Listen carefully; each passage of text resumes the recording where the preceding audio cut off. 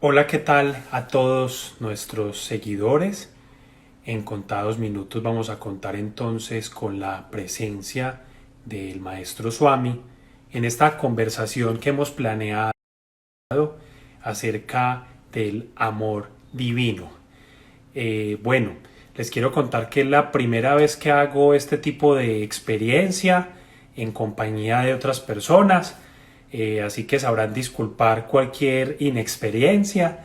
Vamos a, vamos a ir mirando por aquí para invitar a nuestro maestro Swami. Por aquí lo vamos a ir buscando. A ver.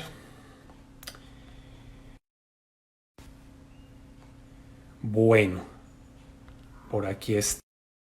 Perfecto, entonces estamos en este momento en esta transmisión y bueno, aquí tenemos a el maestro Swami. Muy buenas tardes, ¿cómo estás? ¿Cómo estás, Julián? ¿Cómo te ha ido? Bien, ¿y tú cómo van las cosas? Muy bien, muy contento aquí de conectarme contigo. Con estos milagros de la tecnología, ¿ya habías hecho esta experiencia tú, Swami? Sí, me invitaron a hacerla esta mañana, mira. Este es mi primer en vivo en Instagram, estoy muy emocionado, Súper. realmente. Bueno, entonces la historia es así.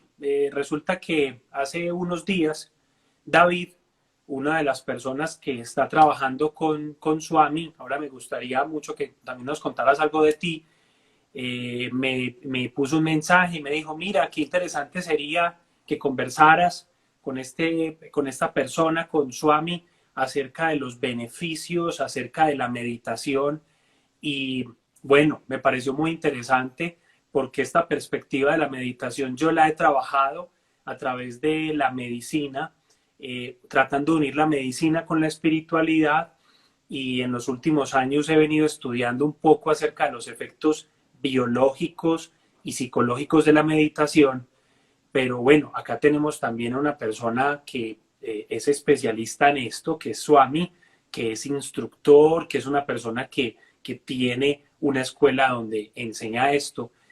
Me gustaría mucho que comenzáramos contando un poco de tu experiencia para que empezáramos a conversar. Y voy a hacerte una pregunta que es un poco más personal, pero que me parece interesante en aras de que la gente entienda esto de dónde comienza. ¿Qué fue lo que te movió a ti a comenzar con el tema de la meditación suave? Yo comencé con el campo de la meditación cuando estaba niño. En la niñez, más o menos a los 5 o 6 años, empecé con esa inquietud, porque siempre me interesó muchísimo la muerte. Siempre de niño vi morir gente, escuchaba que se morían adultos y yo quise saber qué era eso de la muerte y por qué la gente se moría. ¿Qué era eso de que la gente se muriera? Entonces recién estaba estrenando mi aprendizaje sobre lectura. Entonces mi madre tenía libros acerca de la muerte y empecé leyendo mucho acerca de la muerte y empecé investigando en ese campo. Y mi vida siempre estuvo orientada desde la niñez hacia la búsqueda espiritual, hacia la búsqueda de encontrar respuestas y resolver todas esas inquietudes. Siempre, siempre fue así. Entonces no me sucedió algo en particular, como casi siempre la gente tiene decepciones amorosas o pérdidas económicas o enfermedades o situaciones así que los llevan a buscar respuestas. No, yo desde niño siempre estuve orientado hacia eso. Ese fue como el inicio de toda esta experiencia de meditación. Se parece un poco a lo que suele ocurrir cuando uno tiene un contacto con la experiencia espiritual a propósito de preguntas. A menudo la gente llega a los caminos espirituales por cuestiones muy profundas.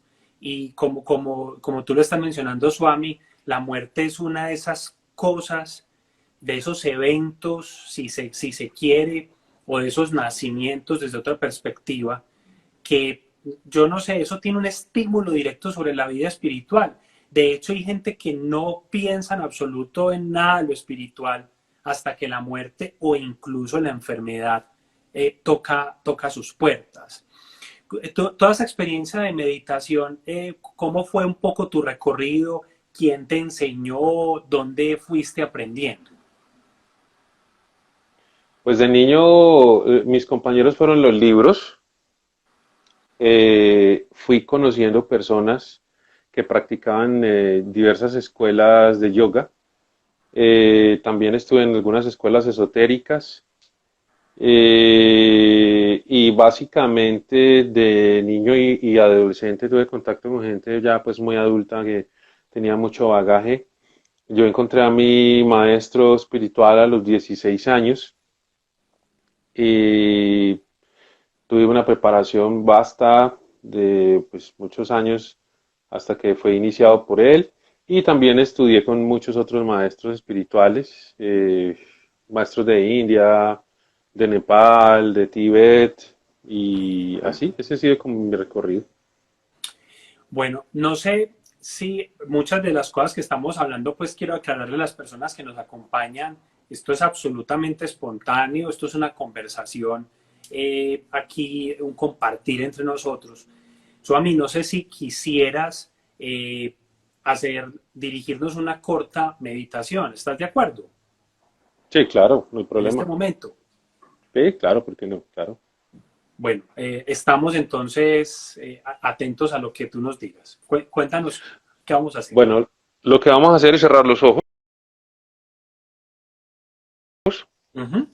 Cerramos los ojos y enfocamos la atención en la frente. Enfocamos la atención en la frente. Nos hacemos conscientes de nuestra respiración. Inhalamos lentamente, exhalamos lentamente, soltamos tensiones, nos relajamos y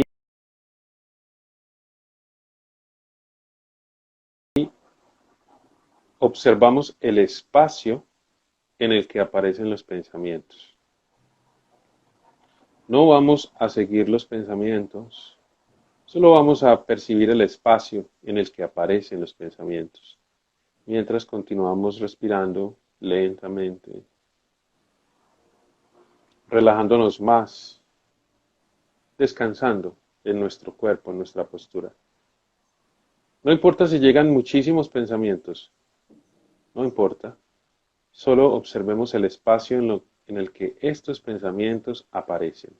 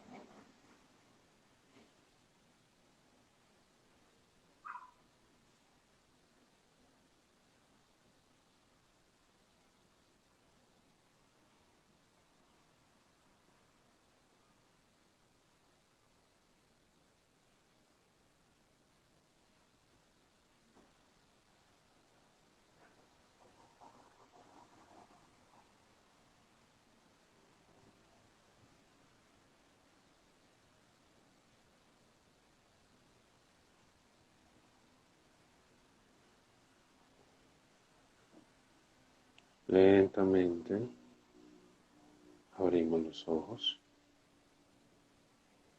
Una maravilla, Swami. Es difícil para los que no tenemos mucho esta experiencia. Te confieso que para mí fue un poco, y eso que creo que fue corta la meditación, ¿cierto? 2 minutos. Imagínate, es increíble esto. Hay una cosa muy interesante, seguramente Swami la conoce, pero para aquellos que nos están en este momento, están compartiendo con nosotros este espacio. Hay un cardiólogo que es el doctor Herbert Vinson, es un cardiólogo graduado en la Universidad de Harvard, que fue el primero que empezó a escribir en los años 70 una respuesta fisiológica muy interesante llamada la respuesta de relajación. Todo este ejercicio que el maestro nos acaba de dirigir es un ejercicio en el que toda la fisiología empieza a funcionar, digámoslo así, en su mínima velocidad, en su mínima energía fisiológica de expresión. Empieza a disminuir la frecuencia cardíaca, empieza a disminuir la presión arterial, baja por supuesto la frecuencia respiratoria. Hay varias cosas interesantes. El patrón de ondas cerebrales, por ejemplo, que se generan durante una experiencia como estas de meditación es diferente al patrón de ondas cerebrales cuando la persona está dormida, cuando la persona está despierta. Es un estado mental en el que hay unas ondas electroencefalográficas que tienen un patrón único. Esto hablando de la meditación. Esto que les estoy contando es producto de los estudios que el doctor Vinson realizó allá en la década de los 70. Él empezó a observar distintos monjes tibetanos y empezó a observar qué sucedía con la meditación. Entonces hay una respuesta de relajación y obviamente ocurren muchos otros cambios en la parte físico-química del organismo, a nivel neuronal, hay unos procesos de oxigenación diferentes, diferenciales, que provoca en la persona un estado llamado estado de relajación. Y esta ha llegado a ser tan importante que muchas investigaciones han empezado a mostrar cómo el hecho de tener un momento de meditación de por lo menos 5 minutos es realmente poco, pero la ciencia muestra que incluso 5 minutos de meditación al día pueden ser incluso para alargar la expectativa de vida. Esto es bien importante. Vamos a mirar a ver que por acá el maestro lo hemos perdido. Vamos a volverlo a llamar. Entonces, hay unos aspectos bien importantes desde este punto de vista de la meditación que se pueden lograr, que se pueden alcanzar. Vamos a tratar de esperar que el maestro, Swami, quien nos estaba dirigiendo este momento. Swami, ¿qué tal?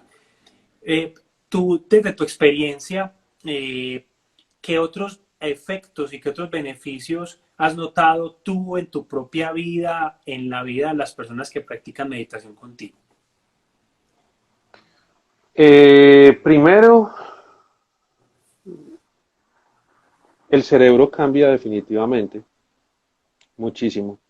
La percepción de las cosas cambia de una manera total. Regularmente la percepción del ser humano es lineal y a medida que se van entrando en estados de meditación muy profundos, la percepción ya no es lineal, la percepción es multidimensional. Y la comunicación con el entorno es muy diferente, ya no es a través de la mente. La comunicación es una comunicación desde la conciencia, desde el silencio.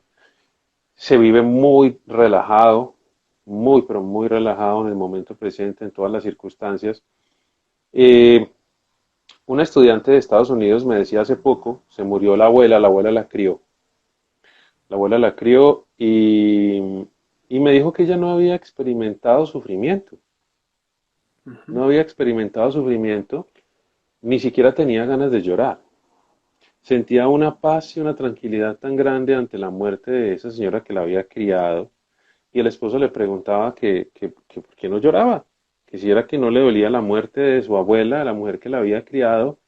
Y ella decía que ella sentía una paz y una tranquilidad tan grande que sentía que realmente no había por qué llorar. Pero era un conocimiento intuitivo que surgía de su interior.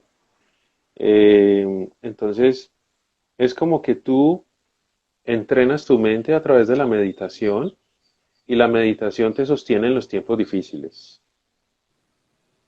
en tiempos en los que una persona no puede lidiar con sus circunstancias.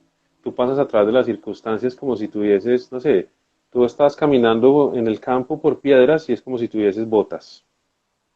Así que los efectos de la meditación mentalmente, emocionalmente, espiritualmente son extraordinarios y eso se ve reflejado en la parte física, desde luego.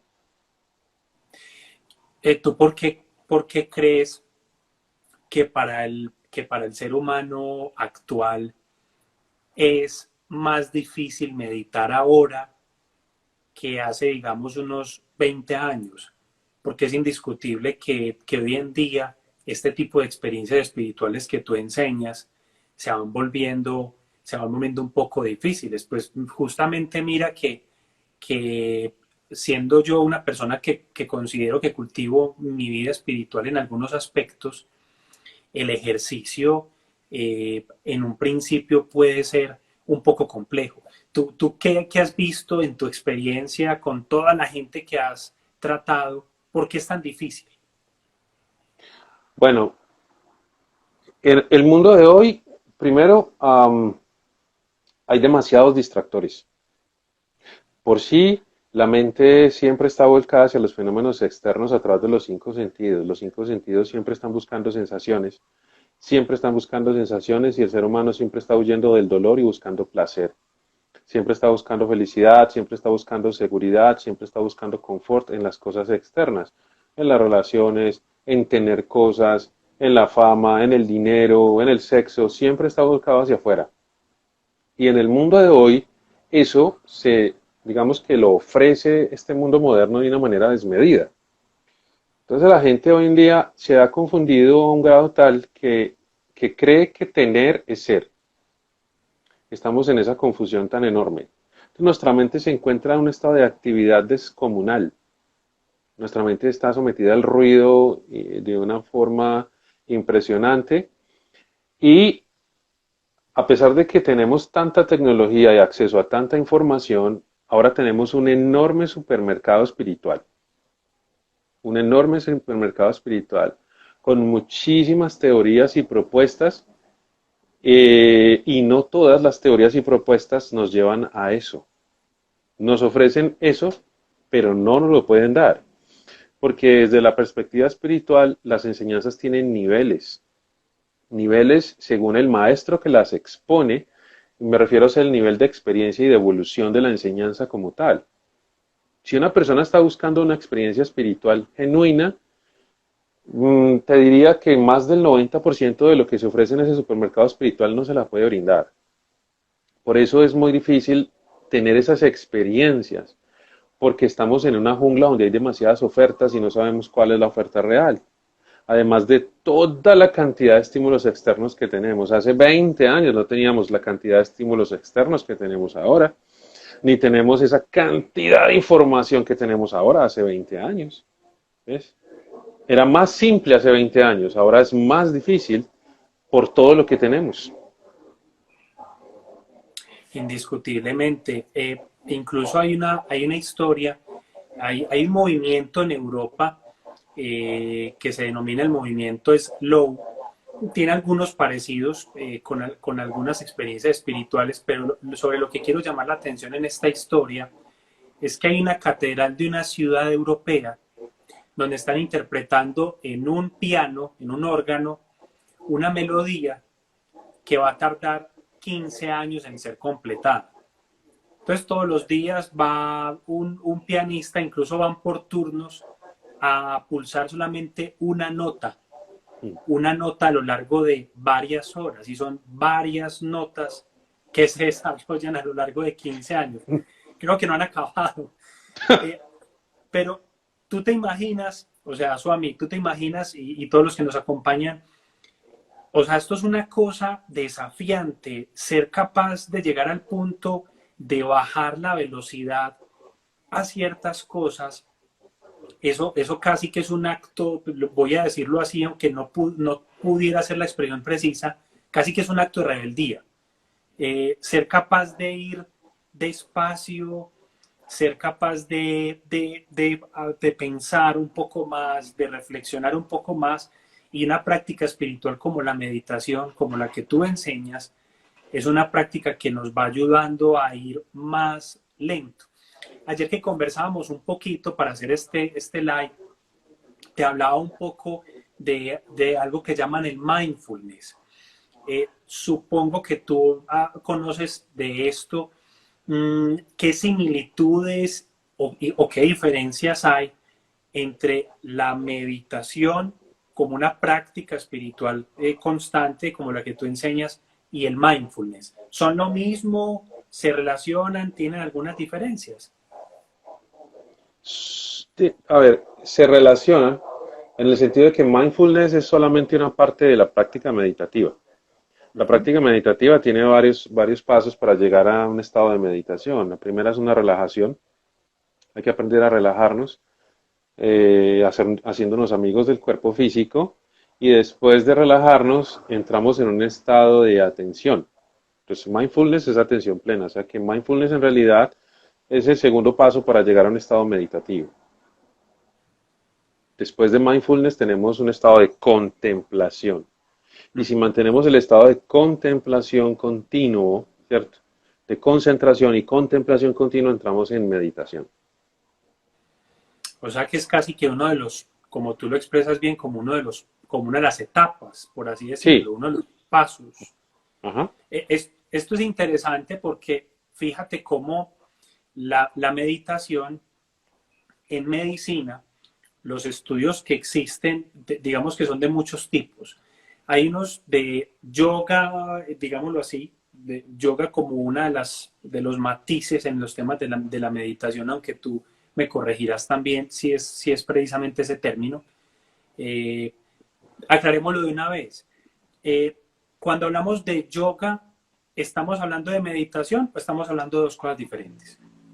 Aquí en Occidente, que todo tiende a comercializarse, conocemos el yoga como la gimnasia y las posturas, las asanas, ¿sí? Ese es un estilo de yoga que se llama Hatha Yoga. Y los yogis desarrollaron ese ejercicio como una forma de fortalecer el cuerpo físico para poder permanecer en una postura durante mucho tiempo, que es propiamente la práctica de la meditación. Yoga en sí significa unión, unión con lo divino, significa yoga, unión. Entonces, el yoga no es una práctica, el yoga es un estado, no una práctica, es un estado. Entonces, si queremos entender propiamente el yoga, diríamos entonces que el yoga real sería, no sería, nos conduciría al estado de yoga la meditación. Interesante porque se suele confundir. Es muy común que se diga que el yoga es una práctica, pero ya lo has explicado muy bien. Las investigaciones en medicina han empezado a referenciar algunos aspectos específicamente de la meditación, como el mindfulness, por ejemplo. Incluso hay terapias psicológicas, hay una persona que, no sé si Vicky estará por ahí, hay una psicóloga que trabaja un tipo de psicología que es con énfasis en lo cognitivo-conductual y trabaja mucho el tema del mindfulness, de lo que llaman pues la conciencia plena, que es como uno de los estados que tú has mencionado. Y es impresionante, es decir, la explosión de investigaciones en medicina estudiando todo este tema. Yo sé que para mucha gente, incluso para ti, Swami, para la gente que está con nosotros, muchas de estas cosas parecen muy obvias. Uno no necesitaría tener un montón de investigaciones para tener muy claro que esto tiene unos efectos muy benéficos sobre la salud mental fundamentalmente y sobre la salud espiritual. Pero Para la ciencia ha sido muy importante estudiar, bueno, qué es lo que ocurre, qué es lo que pasa, y los hallazgos son interesantes. Prevención de enfermedad cardiovascular. Incluso ahora recuerdo un experimento y quisiera hacerte una pregunta a raíz de ese experimento, que es una pregunta interesante, y es esto. Cogieron un grupo de pacientes que habían tenido un infarto agudo de miocardio, y ese grupo de pacientes los dividieron en dos grupos distintos. Un grupo de ellos seguía la terapia de rehabilitación normal, es decir, toda la parte de rehabilitación cardiovascular, que es caminar en una banda, los medicamentos, sus citas, pero hubo otro grupo de pacientes que específicamente le hicieron un tratamiento, si cabe llamarlo, de control de la ira. O sea, para evitar que tuvieran reacciones emocionales desaforadas. Y compararon los dos grupos, y el grupo de pacientes que tuvieron infarto, que hicieron esa intervención de la ira, se reinfartaron menos.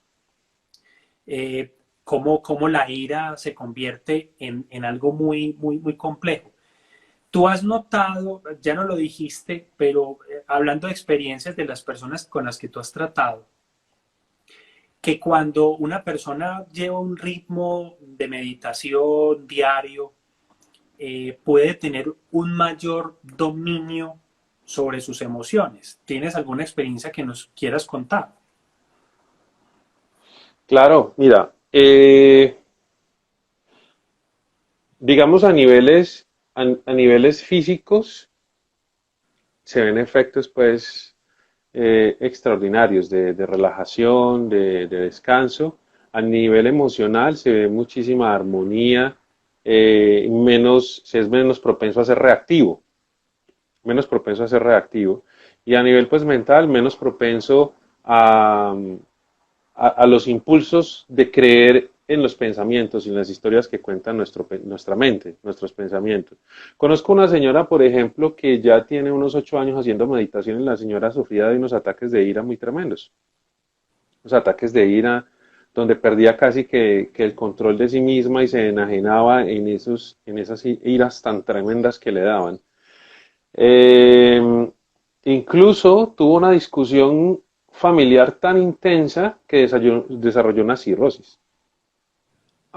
Nunca en su vida ha consumido alcohol, jamás en su vida, nunca, ni siquiera una cerveza.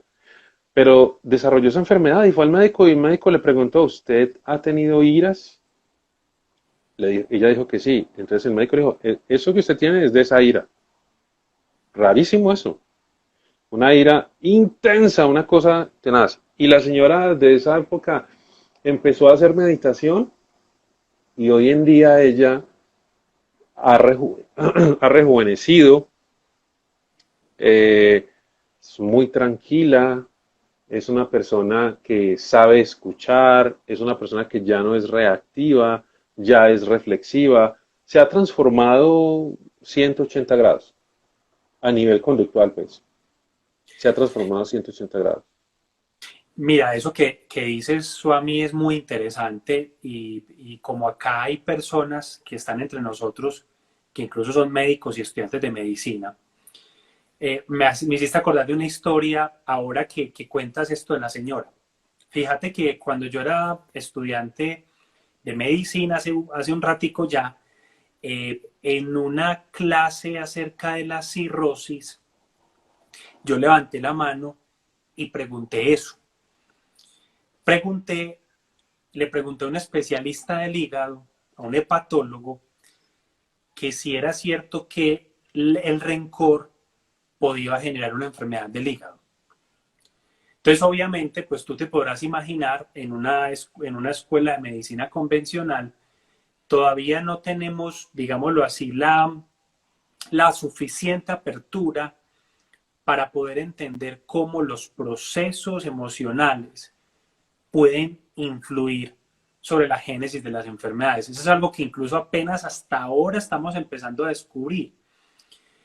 Pero después de unos años, por pura casualidad, y con un profesor justamente de la Escuela de Medicina, llegué a conocer algunos elementos de la medicina oriental que sí tiene muy claro absolutamente la relación mente, cuerpo, resulta que el hígado para los chinos representa un elemento, uno de los 5 elementos que compone, digámoslo así, la esencia corporal, que es el elemento madera. Y el elemento madera, en una de sus emociones, de acuerdo a los chinos, una de las emociones que afecta, digámoslo así, el elemento madera, es el rencor y el resentimiento. De manera que puede no ser casualidad. Y lo otro es que alguno dirá, bueno, pero ¿cuál es el mecanismo por el cual eso pasa? Entonces, hay una condición, por ejemplo, una enfermedad del hígado, que se llama la esteatosis hepática no alcohólica. Es una forma de enfermedad de hígado similar a la producida por el alcohol, pero sin el alcohol. Entonces, yo creo que es muy posible que hayan emociones que sí, puedan generar un daño directo sobre un órgano, pero creo que incluso, y es una cosa, pues lo que voy a hablar, esto sí es comprobado, y es que las emociones generan unos comportamientos, y esos comportamientos son los que terminan siendo perjudiciales para la salud. Por ejemplo, se me ocurre esto, como una explicación, aunque hay cosas que probablemente no necesitan explicación o no la tienen de una forma evidente, y es esto. Si uno es una persona, por ejemplo, muy estresada, o si uno es una persona que está muy preocupada, por ejemplo, hablemos de esta cuarentena, la gente está encerrada, muy preocupada, ¿qué es lo primero que mucha gente va y hace? Meterse a la cocina a ver qué encuentra, que las galletas, que los dulces, que esto, y se sabe, por ejemplo, que la esteatosis no alcohólica es generada por una dieta alta en carbohidratos. Entonces, no sé si de pronto hay algunas emociones que cuando se desbordan y no tienen una forma de regularse desde lo espiritual a través de esto que estamos hablando, generan unos cambios, unos comportamientos de alguna manera que terminan siendo dañinos para el cuerpo, pero son incitados por eso. Yo no sé si tú te has encontrado, Swami, con esta situación. Una persona que lleva muchos años en una adicción, ahora te quiero preguntar algo sobre eso. Una persona que lleva muchos años en una adicción. ¿Cuál es el problema de raíz de la persona con adicción? ¿Es la adicción per se o es el generador de la adicción que a través de esa cuestión de la cual se abusa, la persona intenta equilibrar algo que finalmente no se va a equilibrar, sino que va a ser algo dañino? Y esto me da pie entonces para preguntarte lo siguiente. En tu experiencia, en tus estudiantes, en la gente que ha aprendido de ti este tema de la meditación, ¿cómo funcionaba este tema frente a las adicciones? ¿Has constatado, has podido ver personas que se les ha facilitado más dejar una adicción por medio de la meditación? Sí, lo que pasa es que las adicciones tienen definitivamente un principio emocional, un principio mental, ¿cierto? Y el problema de fondo de todas esas adicciones y de todas esas situaciones psicológicas es un vacío espiritual, definitivamente, porque el hábito nuestro es buscar respuestas afuera, como siempre, vuelve y juega, buscar respuestas afuera, buscar complementarse en cosas externas y no es posible, eso no es posible. Entonces, la persona se obsesiona con algo, desarrolla un apego y se aferra a ese apego y eso es una enfermedad de la mente en las enseñanzas espirituales, eso se considera una enfermedad de la mente. Eh, la mente es adicta a las sensaciones.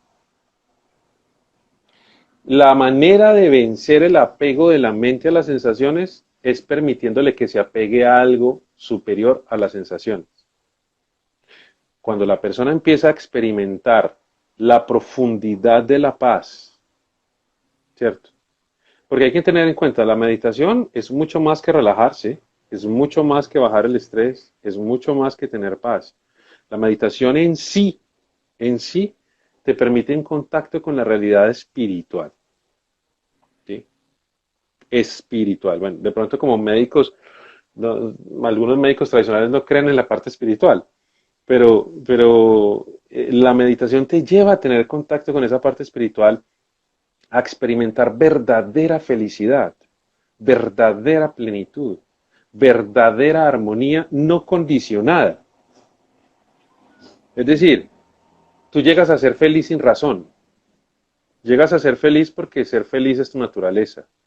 Y una vez que tú experimentas eso, no necesitas ningún estímulo externo. Y ese es el fin de todas las adicciones. Es el fin de todos los apegos, es el fin de todas las búsquedas, es el fin de todas las necesidades. Cuando experimentas lo que tú eres en realidad. Y conozco personas que se han curado de adicciones profundas y de enfermedades tenaces. Por ejemplo, una chica que conocí hace como unos 12 años que tenía una hipoglicemia. Y era una cosa muy fuerte porque si ya no comía a ciertas horas, el cuerpo empezaba a temblar, una cosa impresionante. ¿Y cómo te parece que se curó meditando? Mm. Meditando. Y ella le contó al médico, el médico le preguntó, bueno, ¿y usted cómo se recuperó de esto? Y ella le dijo, no, pues la meditación. Y él, ¿meditación? No, ¿cuál meditación? No le creyó. Suele pasar, suele pasar. Pero eso tiene una explicación interesante. Resulta que hay unos circuitos neuronales en el que hay un neurotransmisor llamado dopamina y la dopamina hace parte de un circuito que se llama el circuito de la recompensa en el cerebro. Obviamente esto es un modelo que apenas está empezando a estudiar, no explica a profundidad muchas cosas que ocurren, pero se ha investigado que en el tema de las adicciones, cualquier cosa de la cual se abuse, cualquier sustancia de la cual se abuse, pasa por el mismo circuito neuronal. Lo que ocurre en la meditación, obviamente es una cosa que sobrepasa más que un circuito de dopamina, porque en realidad los estudios que se han hecho de resonancias que muestran el funcionamiento de la corteza cerebral, que tiene una poderosa activación durante la meditación, son unos circuitos mucho más complejos. Y por supuesto, se activan unos circuitos específicamente de recompensa. Se producen unas hormonas como la oxitocina, que se llama una hormona que es especialmente importante para la empatía. Esto ha ido tan lejos que incluso han tratado de investigar si es que la gente que tiene un comportamiento sociópata, es decir, la gente no tiene, que tiene cero compasión en la vida, si hay alguna diferencia en la manera como esta gente procesa la oxitocina, produce la oxitocina. Eso es muy interesante. Obviamente no se trata de que desde la parte de la ciencia volvamos todo un mero reduccionismo biológico y tratemos de buscar la explicación a todo. Como lo dije ahorita, hay cosas que no merecen no, sino que no, tal vez no sea necesario explicar, porque son realidades que por demás nos rebasan en mucho las capacidades de explicar que tengamos sobre ellas. Pero es una manera para explicar desde lo que Swami nos va mostrando, cómo en lo que sabemos del discurso científico, muchas de estas cosas que se están empezando a hablar ya tienen una base más firme. A mí me gustaría que exploráramos otro escenario. Ya hemos hablado de varios escenarios, el escenario del control de emociones, el escenario de las adicciones, los beneficios físicos sobre condiciones crónicas. Hay otro más y quiero volver al punto que tocamos al principio, Swami, cuando hablaste de la muerte. Yo he Ujú. tenido la experiencia como médico, lógicamente, de acompañar muchas personas en su lecho de muerte. Hay unos procesos de muerte que son absolutamente diferentes de los demás. Bueno, no hay ninguna muerte igual en realidad y la experiencia de la muerte es una experiencia única en su género para cada persona. Hay una cuestión que me ha parecido supremamente curiosa que la ciencia no ha logrado explicar suficientemente bien. Y es el siguiente. Hay momentos en los que hay personas que pueden pasar varios días y semanas en una profunda agonía sin lograr fallecer. Ujú. Hablando de personas con enfermedades terminales serias, un cáncer o una enfermedad metabólica muy lenta, unas condiciones que no son las condiciones normales, en las que una persona le da un infarto y se muere, le da un evento cerebrovascular, o sea, un derrame y se muere, sino un proceso muy lento de muerte. Ujú, Ha sido interesante, enseguida te voy a preguntar esto, porque ha sido interesante ver que, por lo menos en mi experiencia, yo he visto que hay unas cosas, por ponerle un nombre, o hay unas situaciones que hacen que esta experiencia como que se prolongue.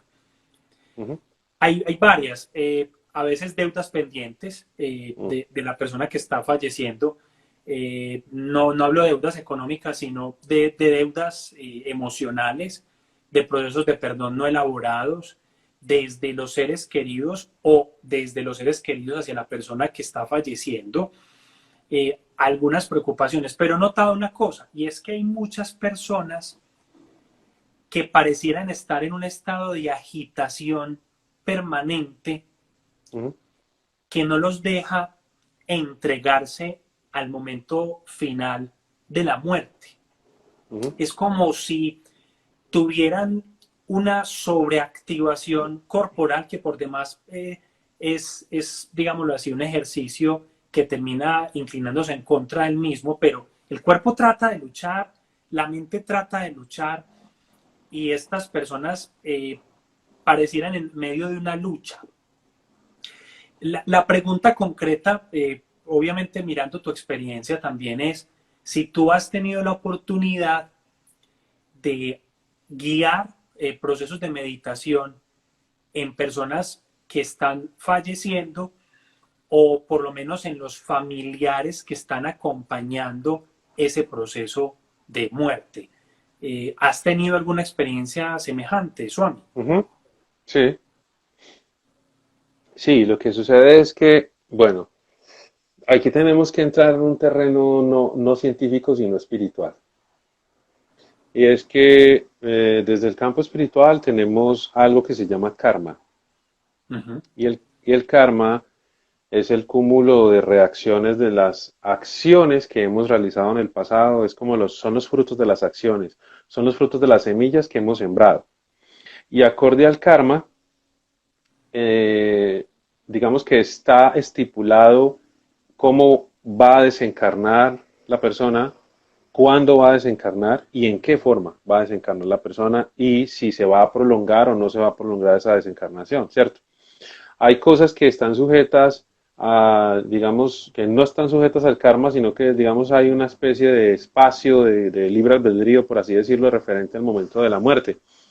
Y lo que sucede es que cuando las personas entran en esos estados, primero que todo, en el campo espiritual, el cuerpo no se considera parte del ser, sino que el cuerpo es un instrumento del ser, Uh -huh. es un instrumento de la conciencia, ¿cierto? El alma y la mente se encuentran funcionando a través del cuerpo, pero el alma no es ni el cuerpo ni la mente como tal, ¿sí?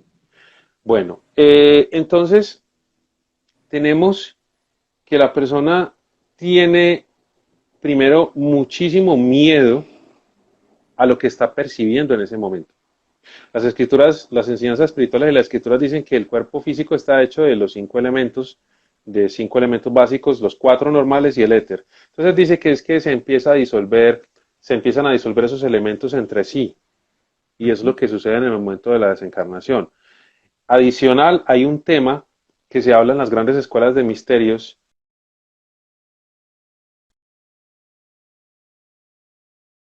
Por eso te hablaba de la mente y el alma. Es un proceso en el que tanto el alma como la mente deben retirarse del cuerpo físico, porque la mente se encuentra apegada completamente al cuerpo físico y por eso nosotros creemos ser el cuerpo físico. Cuando digo yo, me estoy refiriendo a mi cuerpo físico, no me estoy refiriendo a la entidad espiritual que soy.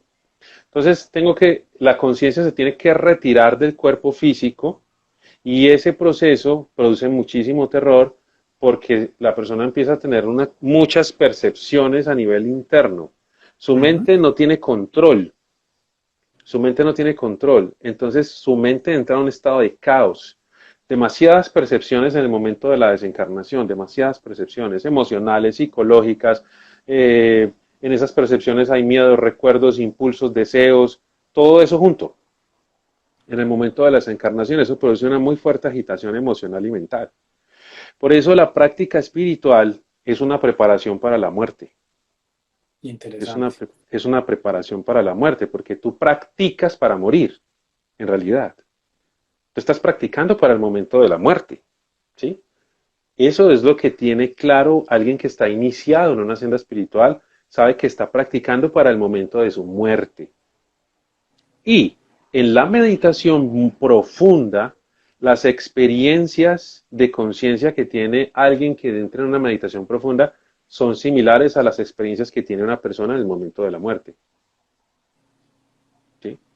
Por ejemplo, Es, discúlpame, hay grandes maestros en la India, grandes maestros en Tíbet, grandes maestros en Nepal que mueren conscientemente, mueren muy tranquilos. El momento que llega el instante de desencarnar, se sientan en meditación y dejan el cuerpo físico sin ningún trauma ni problema. Hay muchos, muchos hechos históricos. Eso se llama Mahasamadhi en India o se llama Paranirvana en Tibet. Dejar el cuerpo físico a voluntad, morir normalmente. O sea, la muerte no se ve como algo trágico, sino como un proceso más de vida. son cuestiones de las cuales muchas veces no hablamos. En medicina sabemos muchísimo, hace poquito estaba pensando yo en eso y escribí algo acerca de ese tema.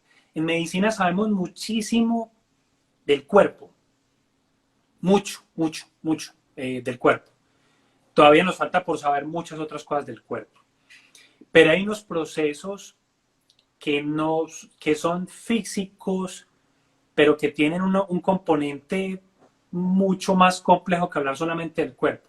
Por ejemplo, el llorar, el llanto. En medicina sabemos una gota qué componentes tiene, una gota pues de una lágrima, qué componentes tiene, cuánto tiene de sodio, cuánto tiene de cloro, sabemos dónde se producen, quién las produce, la cantidad, pero sabemos muy poco de los mecanismos cerebrales incluso, del llanto. Y lo mismo pasa con la muerte. En medicina sabemos mucho sobre la vida, pero hemos llegado a entender muy poco sobre la muerte y la medicina se ha convertido en una lucha sin cuartel contra la muerte. Y ha perdido de vista que la medicina no es luchar contra la muerte, sino acompañar y cuidar la vida, que eso es diferente. Cuando uno acompaña y cuida la vida, debería también saber acompañar el momento de la muerte y ayudar a que los pacientes mueran. Y tristemente en medicina, Swami y todos los que están ahí, para nadie es un secreto que en general los médicos carecemos de muchas habilidades para saber acompañar a las personas que están muriendo.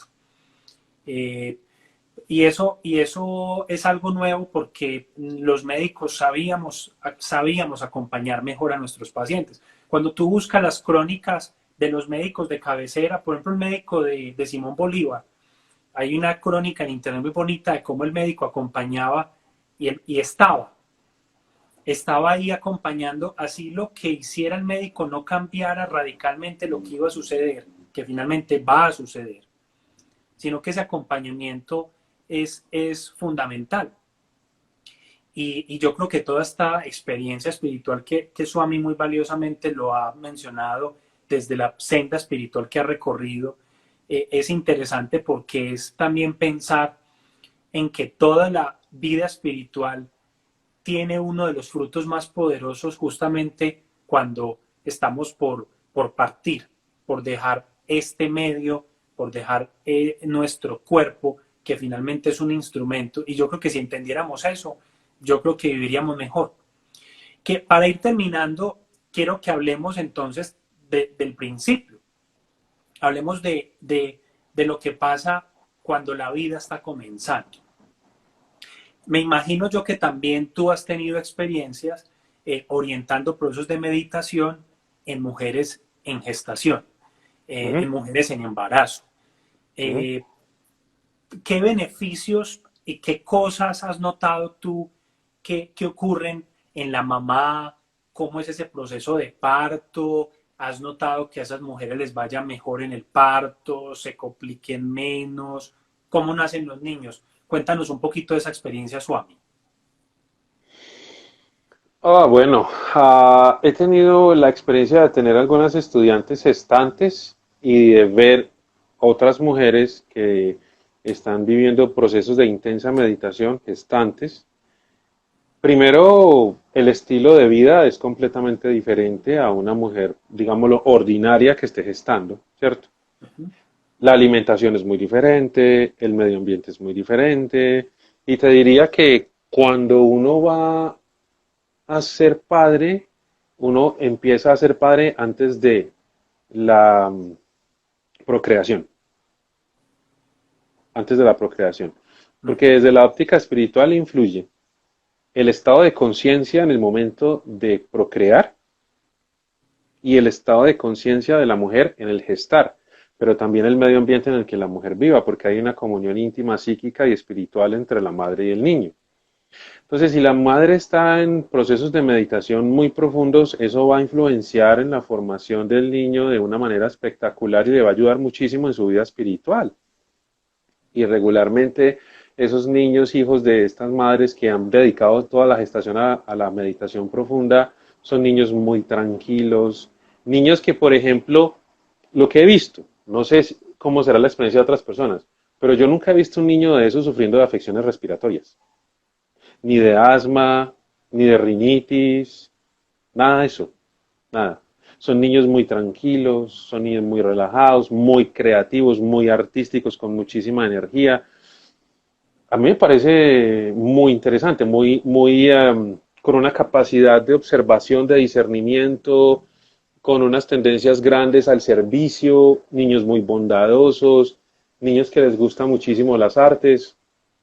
He visto tal vez unas 30 mujeres que han pasado su gestación de esa manera y la experiencia ha sido así.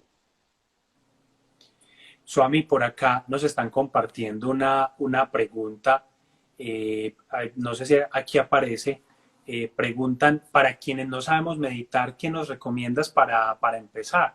¿Alguna meditación guiada que nos puedas recomendar? ¿Qué nos dirías tú al respecto, Swami? Bueno, para quienes no saben meditar, yo les recomiendo el mindfulness.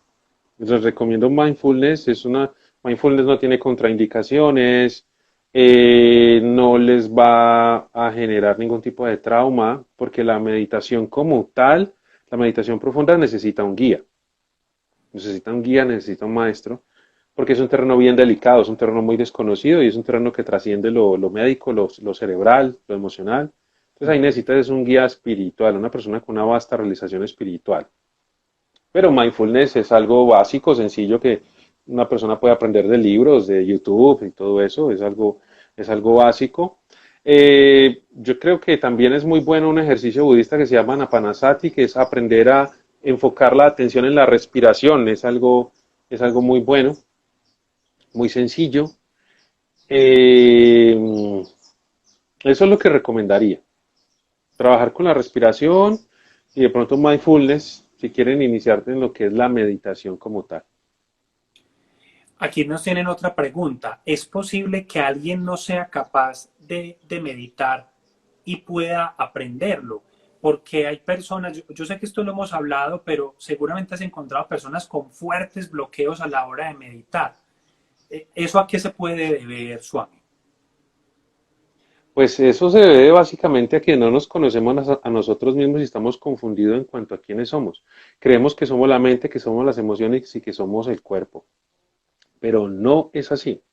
Por eso es que te digo que se necesita un guía con realización, porque si tú tienes el guía y recibes la instrucción del guía, no hay un ser humano que no pueda entrar en un estado de meditación, porque la meditación te lleva a experimentar lo que tú ya eres en esencia. ¿Sí? Entonces la meditación es algo tan simple, pero tan profundo, que lo puede hacer un niño, lo puede hacer un adolescente, lo puede hacer un adulto, lo puede hacer un anciano. No hay limitantes para la meditación, salvo la incomprensión de los procesos mentales. Ujú. Cualquiera lo puede hacer. Bueno, y una última pregunta, que yo creo que es una pregunta que mucha gente se podrá estar haciendo, y es, ¿tú consideras que la meditación sea exclusiva de alguna religión o es No, posible que no? ¿Tú qué piensas? no, no, no, no, no, no, no, no. No, la meditación la puede practicar un cristiano, un evangélico, un mormón, un budista, un hinduista o un ateo. No necesitas tener religión ni creer en Dios para practicar meditación porque la meditación es una ciencia. Es una ciencia del ser, es una ciencia del alma, es una ciencia del bienestar y no tienes que estar ligado a ninguna corriente filosófica para meditar. Eso es importante porque puede haber gente que diga, bueno, yo practico una religión, esto qué, y yo concuerdo contigo. De hecho, para los que me conocen, para los seguidores que me conocen, pues yo soy católico, soy cristiano, pero yo creo que es muy importante, Swami, también como mensaje para ir cerrando, que empecemos a hacer, a tener un diálogo muy abierto. Yo creo que si algo nos ha hecho daño incluso en este país es que a veces tenemos discursos muy cerrados, muy cerrados, no permitimos que el otro nos hable, no estamos atentos a escuchar otras realidades. Y yo creo que esto es muy importante. Yo creo que este tipo de conversaciones es muy importante y yo creo que esta oportunidad de poder compartir contigo este rato ha sido muy importante, muy edificante para mí, como seguramente ha sido importante para ti y para la gente que nos ha escuchado. Fundamental abrirnos a otras experiencias. Y yo creo que esta ciencia, la meditación, es útil, es importante aprenderla por lo que hemos hablado. Desde el punto de vista médico, es muy recomendable hacerlo. Y bueno, ya han escuchado todas las invitaciones y todas las experiencias que hemos contado. Bueno, Swami, va llegando la hora de despedirnos. ¿Tienes algún último mensaje para todos? Bueno, el mensaje que puedo decirles es, la meditación es una vía para el encuentro consigo mismo y para el reconocimiento del ser que somos más allá de las creencias. Lo más importante en la vida de un ser humano es conocerse en esencia y ser ese cambio que quiere ver en el mundo. La meditación nos permite ser más compasivos, más bondadosos, más amorosos, más serviciales, mejores hijos, mejores amigos, mejores esposos. Y está a nuestra mano porque es nuestra propia naturaleza. No tenemos que ir a ningún lugar del exterior para poder encontrar eso que la meditación nos brinda, porque la meditación es solo la puerta para descubrir esa riqueza inmensa que hay en el interior. Entonces lo que les animo es a buscar